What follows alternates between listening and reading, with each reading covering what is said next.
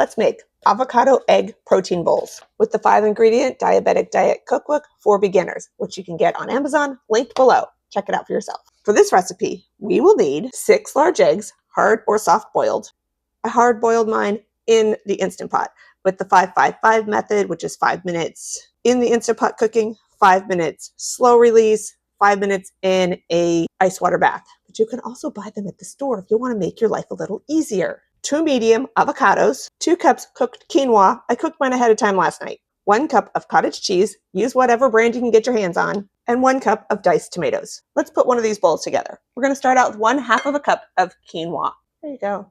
Now I'm going to slice the eggs, and we're going to evenly split 6 eggs amongst 4 bowls. So I'm going to probably do about 1.5 eggs in each. If you don't have an egg slicer, get one. It's going to make your life easier. There's 1. Do you like egg yolks? I don't like egg yolks, but we're going to put that in there, kind of nice.